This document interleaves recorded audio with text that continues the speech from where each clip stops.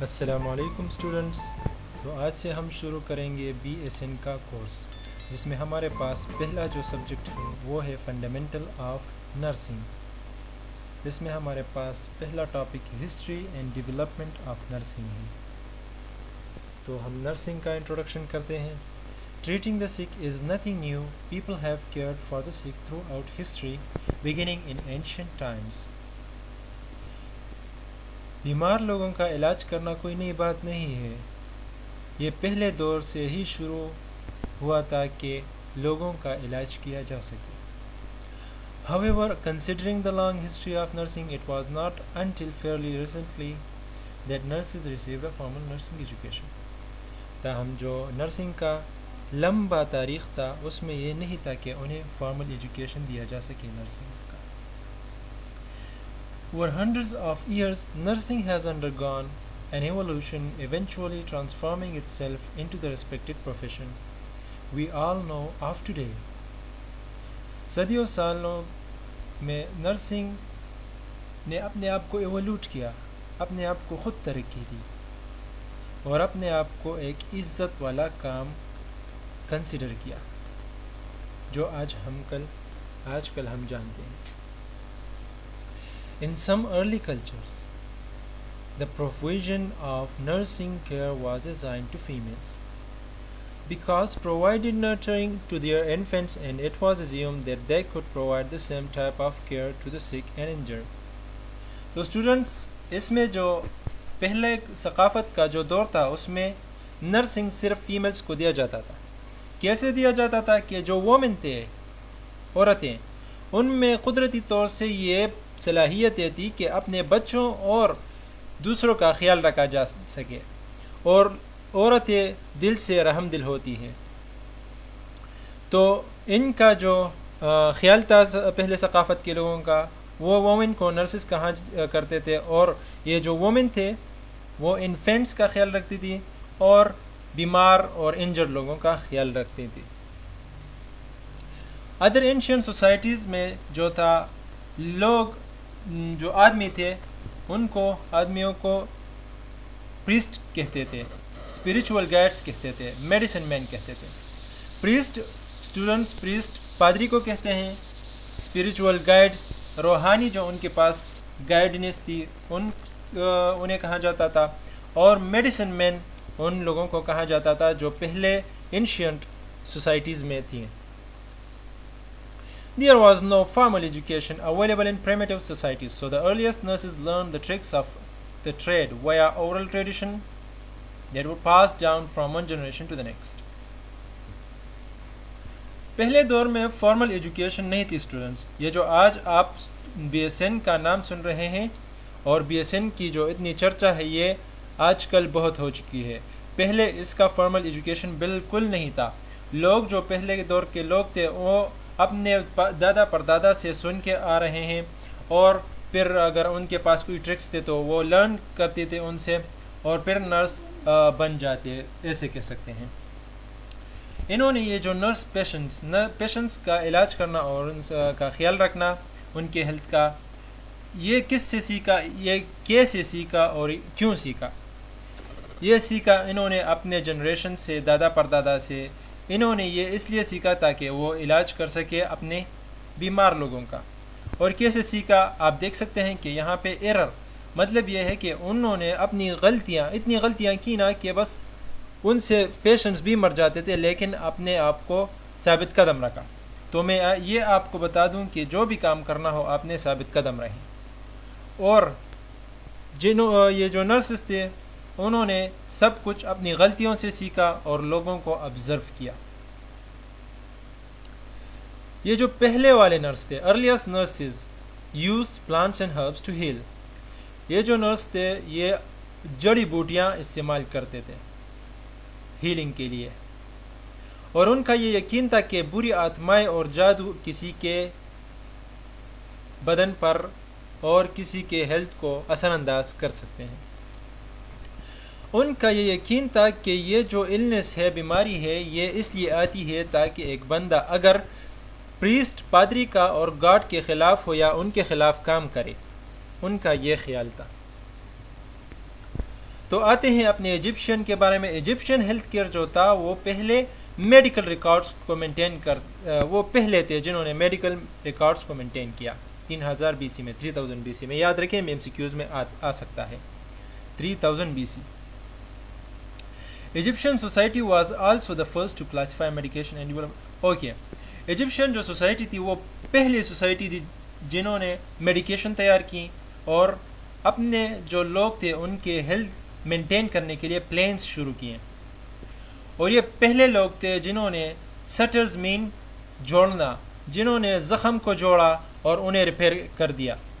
Egyptian جو physician تھے ان کا یہ خیال تھا کہ سرٹن ڈیزیزز جو وہ ان چیزوں میں ماہر تھے، انٹرنل ڈیزیزز، فریکچرڈ بون جو ٹوٹی ہوئی بونز ہو، اور وونز زخم وغیرہ. گریس کے دور میں اب ہم آتے ہیں 100 BC سے لے کر 1500 BC تک. گریک فلاسفر یہ سمجھتے تھے کہ جو آدمی ہے اور ان کا ریلیشن شپ کیسے ہوتا ہے گاڈ کے ساتھ، قدرت کے ساتھ اور لوگوں کے ساتھ. ان کا یہ بھی بیلیف تھا کہ جو گاڈ اور گاڈسز ہے گریک میتھولوجی کے لحاظ سے یہ ہیلتھ اور ایلنس کو کنٹرول کرتے ہیں. تو اس لیے وہ ٹیمپلز میں جاتے تھے اور ٹیمپلز بلڈ کرتے تھے، تعمیر کرتے تھے تاکہ ان کو ایک عزت بخشی جائے. ان کے پاس ایک ایسلیپیس بندہ تھا جنہیں یہ لوگ بندہ نہیں گاڈ کہتے تھے. اسے گاڈ آف میڈیسن کہتے تھے اور انہیں یہ سمجھا جاتا تھا کہ یہ کیئر کرتے ہیں بیمار لوگوں کا. گریکس کا یہ بھی یقین تھا کہ اپولو جو تھا وہ گریک گاڈ آف ہیلنگ تھا ان کے خیال سے. اور ان کے جو گریکس کے لوگ تھے وہ ان کو پرے کرتے تھے اور ان کے میجک کیورز لیتے تھے، مطلب اس کے جو جادو ہے وہ علاج کے لیے استعمال کرتے تھے بیماری. اس کے بعد ہپوکریٹس آیا گریک میں. اپولو پہلے جو تھا وہ پہلے ایسلیپیس، پھر اپولو اور پھر ہپوکریٹس. ہپوکریٹس ایک بندہ تھا جنہوں نے پہلے ایٹریبیوٹ کیا ڈیزیز کو. انہوں نے کہا کہ نیچرل یہ جو ڈیزیز ہے یہ نیچرل کاز کی وجہ سے ہے، نہ کہ سپر نیچرل کازز یا لعنت ہو گاڈ کی. تو 400 BC میں اس فیمس گریک فزیشین ہپوکریٹس نے یہ یقین دلایا لوگوں کو کہ ڈیزیز بیماریاں نیچرل ہوتی ہے، نہ کہ جادوئی اور نہ کہ لعنت ہو گاڈ کے. اس کے بعد آتا ہے ہمارے پاس انڈیا.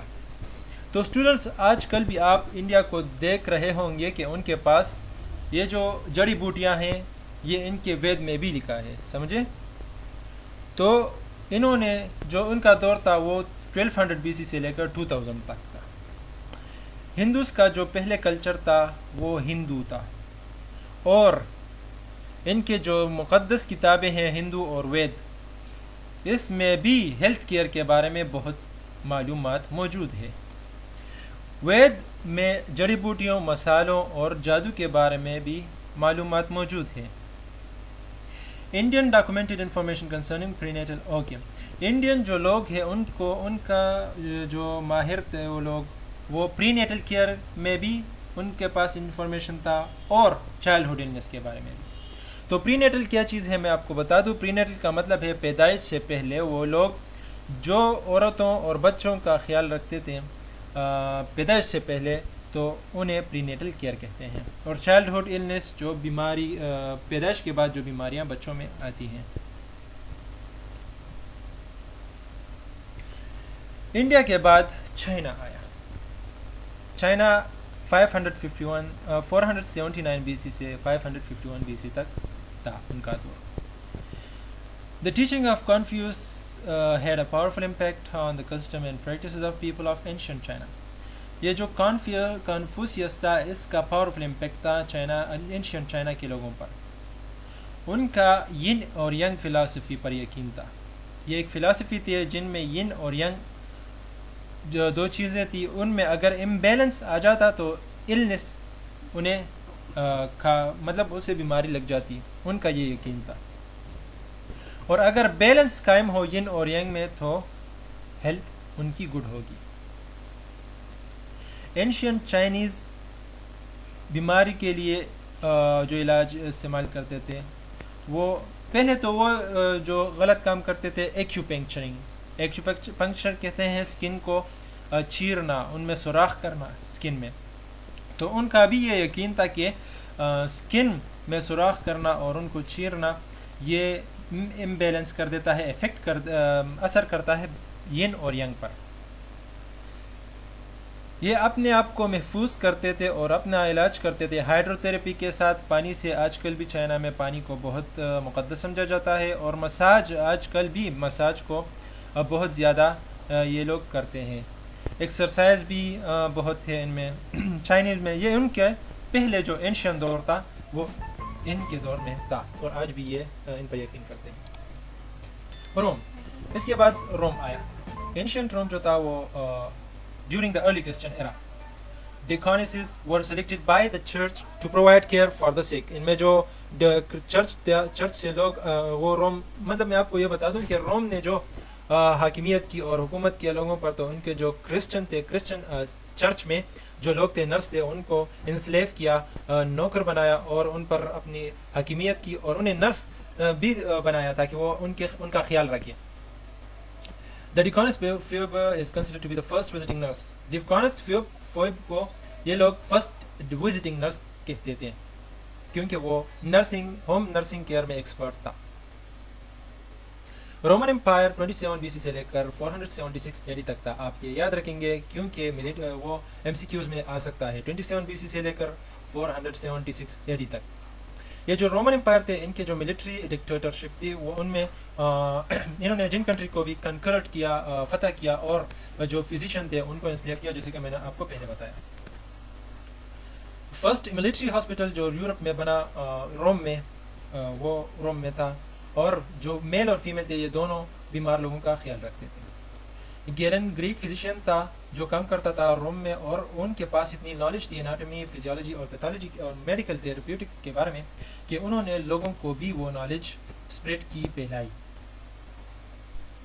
اس کے بعد آتا ہے مڈل ایجز 476 BC سے لے کر 1450 AD تک. Followed by the demise of Roman empire. Women used herbs. یہ جو عورتیں تھیں وہ جڑی بوٹیاں استعمال کرتی تھی ہیلنگ کے لیے، اور مین لیچنگ اور پرشنگ استعمال کرتے تھے.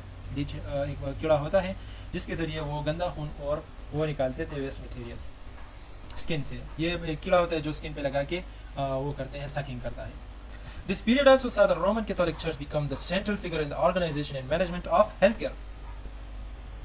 اس پیریڈ میں یہ بھی دیکھا گیا کہ جو رومن کیتھولک چرچ تھے وہ بیکم سینٹرل فگر، ایک مرکزی جگہ بنے اور آرگنائزیشن بنی ہیلتھ کیئر کے لیے.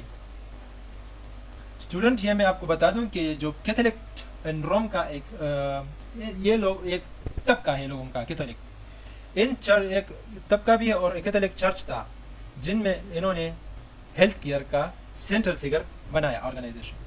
Most of the changes in healthcare were based on the Christian concept of charity and sanctity of human life. Wife of emperor and other women considered noble. Okay, یہ جو میں نے پہلے بھی آپ کو بتایا ہوگا یعنی، لیکن یہ جو ایمپیررز کے جو وائفز تھے اور نرسز تھیں، وومن جو خواتین تھیں، ان کو یہ لوگ شریف اگر ہو تو نرس سمجھا جاتا تھا، انہیں نرس بنایا جاتا تھا. کیونکہ اگر میں آپ کو بتا دوں کہ یہ جو عورتیں ہوتی ہیں یہ اگر بندے کو یا بچے کو دودھ پلاتی ہیں تو ان کے سارے جینیٹک مٹیریل اور سارے جو شر اور خیر دونوں اگر ان میں ہو تو بچے میں بھی ٹرانسفر کی جاتی ہے. تو اس لیے جو پہلے حاکم لوگ تھے انہوں نے نوبل عورتوں کو ہی اپنایا ہے نرسنگ کے لیے. آج کل بھی اگر آپ دیکھیں تو نرسز جو ہوتی ہیں وہ بہت اچھی سے بیہیو کرتی ہیں اور نوبل فیملی سے ہوتی ہیں. رینیسانس پیریڈ، یہ جو دور تھا اس کو ہم ریفارمیشن پیریڈ بھی کہتے ہیں اور ریبرتھ آف یورپ بھی کہتے ہیں.